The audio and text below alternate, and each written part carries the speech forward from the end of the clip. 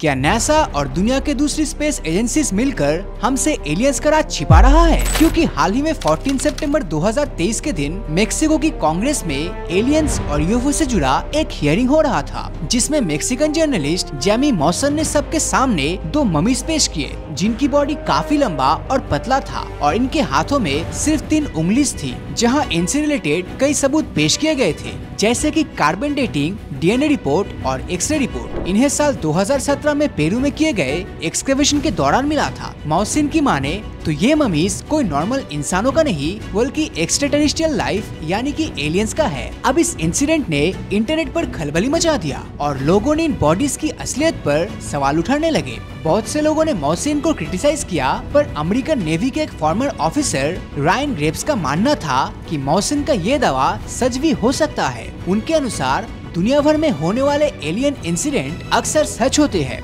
लेकिन सरकार उनको छिपाने की कोशिश करता है। हाल ही में रिलीज हुए 14 मई 2021 के इस फुटेज पर नजर डालिए। इसे documentary film maker Jeremy corbel ने रिलीज किया था, जिसमें सैन डिएगो की कोस्टलाइन के पास उड़ता एक स्फेरिकल ऑब्जेक्ट नजर आ रहा है। कॉर्बेल की माने तो ये फुटेज 15 जुलाई 2019 को लिया गया था, जब वो अमेरिका की नेवी शिप यूएस ओमाहा के डेक पर मौजूद थे। अब इस वीडियो ने इतनी सनसनी फैलाई कि अमेरिका के उस समय के प्रेसिडेंट डोनाल्ड ट्रंप ने तो नेशनल इंटेलिजेंस एजेंसी से यूएफओ के बारे में डिटेल रिपोर्ट तक मांगी थी। इसके बाद अमेरिका के मिलिट्री पर्सनल्स ने एलियंस और यूएफओ से जुड़े कई कंट्रोवर्शियल बयान देना शुरू कर दिया और ये सामने आया कि मिलिट्री के सोल्जर्स ने कई बार ऐसे फ्लाइंग ऑब्जेक्ट्स को देखा है जिन्हें ह्यूमन टेक्नोलॉजी एक्सप्लेन नहीं कर सकता। कुछ ऐसा ही 20 अप्रैल 2021 को अमेरिका के कैलिफोर्निया में स्थित एक मिलिट्री बेस के ऊपर एक बहुत बड़ा काले रंग का ट्रायंगुलर यूएफओ देखा गया था। इसे 50 मेरिन ऑफिसर्स ने देखा था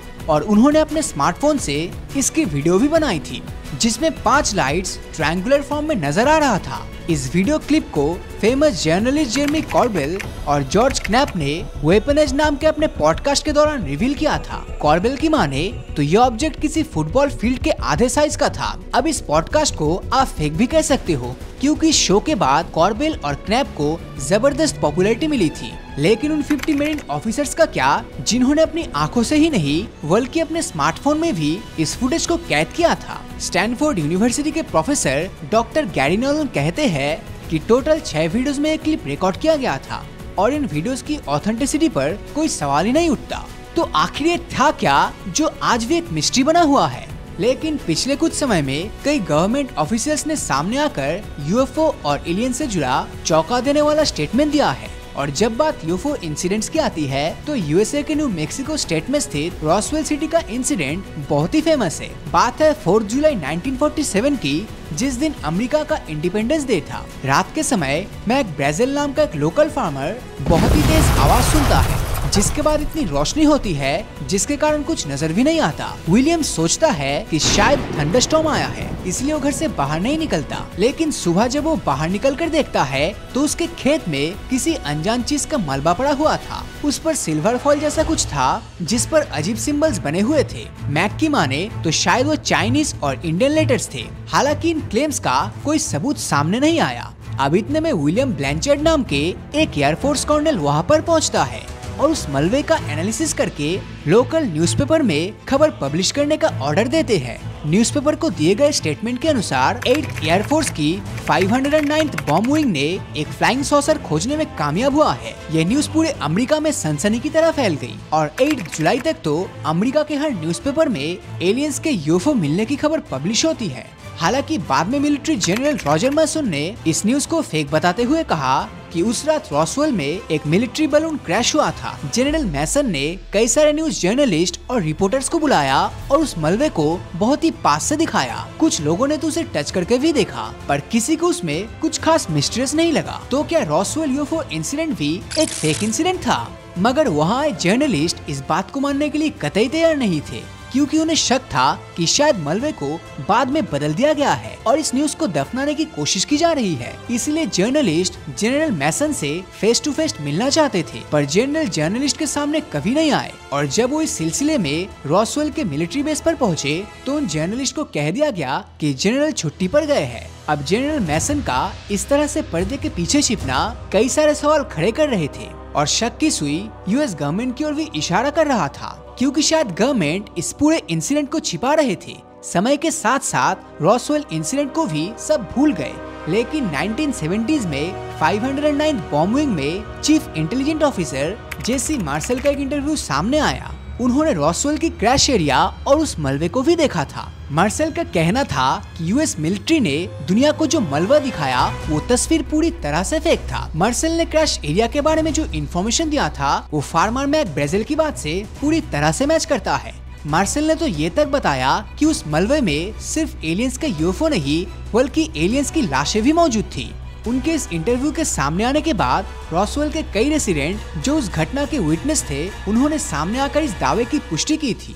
अब सवाल उठता है कि आखिर मार्शल जैसे ऑफिसर्स ने इतनी बड़ी बात सालों तक क्यों छुपा कर रखा था। शायद इसकी वजह उनकी मिलिट्री जॉब होगा, जिसके प्रेशर में उनका मुंह बंद कर दिया गया था। पर सवाल तो ये भी उठता है कि फिर रॉसवेल के लोकल रेसिडेंट ने इतने समय तक बात को क्यों छुपा कर रखा। तो 5 दिसंबर 2005 को वाल्टर हॉथ, जिन्होंने यूएफओ की डिस्कवरी से जुड़े न्यूज स्टेटमेंट को कंपोज किया था, उनकी 84 इयर्स ऑफ एज में मौत हो जाती है। वाल्टर की मौत के बाद जब उनके रिलेटिव्स ने उनकी विल को देखी तो उसमें साफ लिखा था कि उस रात रॉसवेल में एक एलियन यूएफओ क्रैश हुआ था। सिर्फ यही नहीं, उस मलबे में कुछ एलियन बॉडीज भी थे। हालांकि वाल्टर उनके सिर्फ सर देख पाए थे। वो बॉडीज करीब 3 फीट लंबे थे। अब इंटरेस्टिंग बात तो ये है कि साल 2005 में वाल्टर हॉथ की बेटी जूलिया रॉसवेल के यूएफओ म्यूजियम की हेड हुआ करती थी और वाल्टर हॉथ के विल से जुड़े स्टोरी के सामने आने के बाद वहाँ पर हजारों टूरिस्ट आने लगे, जिससे म्यूजियम की मोटी कमाई हुई। आपको जानकर हैरानी होगी कि रॉसवेल यूएफओ इंसिडेंट के बाद से ही यूएफओ में इंटरेस्ट रखने वाले हजारों लाखों लोग हर साल यहाँ पर आते हैं और जुलाई के महीने में तो यहाँ पर एक यूएफओ फेस्टिवल भी मनाया जाता है। अब इस टूरिज्म के कारण रॉसवेल को हर साल $14 मिलियन का रेवेन्यू जनरेट होता है। तो क्या ये सारी घटना गवर्नमेंट द्वारा एक वेल प्लान स्ट्रेटेजी था? हो सकता है कि लोगों को रॉसवेल की तरफ अट्रैक्ट करने के लिए ये स्टंट किया गया होगा। अब रॉसवेल में उस रात असल में क्या हुआ था ये तो कोई नहीं जानता, लेकिन दिसंबर 1994 में कांग्रेसमैन स्टीफन स्कीफ की रिक्वेस्ट पर रॉसवेल यूएफओ इंसिडेंट की इन्वेस्टिगेशन एक बार फिर से शुरू किया गया। पर एज एक्सपेक्टेड इन्वेस्टिगेशन में कुछ भी सामने नहीं आया। हालांकि इस बीच कुछ डिक्लासिफाइड पेपर सामने आए जरूर, जो इशारा करते थे कि शायद रॉसवेल इंसिडेंट साल 1947 में अमेरिकन एयरफोर्स द्वारा चलाए गए प्रोजेक्ट मोगुल का हिस्सा हो सकता है, जो एक टॉप सीक्रेट प्रोजेक्ट था। अब इस प्रोजेक्ट का मकसद था सोवियत यूनियन के द्वारा न्यूक्लियर वेपन्स की डेवलपमेंट को ट्रेस किया जा सके। अब इसके स्ट्रक्चर में वेदर बलून्स और साउंड वेव ट्रैकिंग इक्विपमेंट्स लगे हुए थे। रिपोर्ट्स के अनुसार शायद उस रात रॉसवेल में यही क्रैश हुआ था, जिसको लोगों ने गलती से यूएफओ समझ लिया था और अमेरिकन गवर्नमेंट ने इससे जुड़े इन्फॉर्मेशन को इसीलिए छिपा कर रखा क्योंकि ये एक टॉप सीक्रेट प्रोजेक्ट था। हालांकि 1994 में पब्लिश हुए इस रिपोर्ट में भी बहुत सारी खामियां थी। अगर वो एक वेदर बलून होता तो शायद चीफ इन्वेस्टिगेशन ऑफिसर जेसी मार्शल उसको पहचानने में इतनी बड़ी गलती बिल्कुल नहीं करते। यहाँ तक कि फार्मर मैक ब्रेजिल और एयरफोर्स कर्नल ने भी कई वेदर बैलून्स का मलबा देख रखा है। जून 2023 में मिलिट्री के एक इंटेलिजेंट एजेंट डेविड ग्रश ने दावा किया कि उस दिन अमेरिकन मिलिट्री को वहाँ पर एक यूएफओ स्पेसक्राफ्ट मिला था। इनफैक्ट उनका तो ये भी कहना था कि American intelligence agencies UFO research program भी चला रहे थे, जिससे वो एलियंस की मदद से एडवांस्ड वेपन को हासिल कर सके। उन्होंने क्लेम किया कि पेंटागन और दूसरी डिफेंस एजेंसीज पिछले सालों में एक नहीं बल्कि कई यूएफओस को खोज चुका है। डेविड ग्रश ने पुलिस में रिपोर्ट भी लिखाया था इन बातों का खुलासा करने के लिए, लेकिन इसके बदले में उनको मारने की धमकी दी जा रही थी। हालांकि ग्रश के पास अपने क्लेम्स को प्रूव करने के लिए कोई ठोस सबूत नहीं था। तो क्या मिलिट्री को वहाँ से सच में क्या एक यूएफओ मिला था जो गवर्नमेंट द्वारा छिपाया जा रहा था? लेकिन ये राज आज भी एक मिस्ट्री है। अमेरिकन मिलिट्री के एक और कर्नल इस बारे में थोड़ा अलग विचार रखते हैं। उनका मानना है कि अमेरिकन गवर्नमेंट यूएफओ और एलियन जैसे कंस्पिरेसी थ्योरीज को जानबूझकर फैला रहा है, जिससे कि वो अपने मिलिट्री प्रोग्राम को अच्छी तरह रन कर सके। क्योंकि अगर वो लोगों को दिखाएगा कि एक्स्ट्राटेरेस्ट्रियल एलियन से हमें खतरा है, तो आम लोग वेपन्स पर खर्च हो रहे बजट पर सवाल नहीं करेंगे। यानी कि एलियंस और यूएफओस महज गवर्नमेंट का रचा एक इमेजिनेशन है। जोनाथन ग्रे नाम के एक रिटायर्ड स्पेस इंटेलिजेंस ऑफिसर भी कुछ ऐसा ही मानते हैं। उनका तो ये तक कहना है कि अमेरिका ही नहीं बल्कि दुनिया भर की गवर्नमेंट्स यूएफओस और एलियंस के नाम पर वेपन्स को बनाने का बहाना खोज रहा है। कुछ ऐसा ही जून 2023 में अमेरिका के लास वेगस में हुआ, जहां लोगों ने एलियंस के यूएफओ को देखने का क्लेम किया और लोकल पुलिस स्टेशन में इतने कॉल्स किए कि पुलिस को ना चाहते हुए भी इस पर इन्वेस्टिगेशन शुरू करना पड़ा। एक लोकल रेसिडेंट ने तो ये तक क्लेम किया था कि एलियंस उसके प्रॉपर्टी के अंदर तक घुस गए थे। हालांकि बहुत खोज करने के बाद भी पुलिस को एलियंस नहीं मिले। मजे की बात तो ये है कि ये इंसिडेंट डेविड ग्रश के द्वारा एलियंस को लेकर किए गए खुलासे के कुछ दिन बाद ही हुआ था।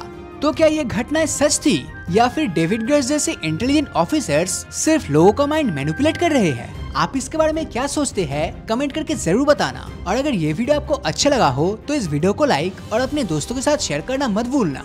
और अगर अभी तक आपने हमारे चैनल को सब्सक्राइब नहीं किया है तो सब्सक्राइब करके नोटिफिकेशन बेल को ऑन कर दीजिए, क्योंकि मैं ऐसी वीडियोस हर हफ्ते लाता रहता हूँ। तो मिलता हूँ आपसे अगले वीडियो में और हमेशा की तरह थैंक्स फॉर वॉचिंग।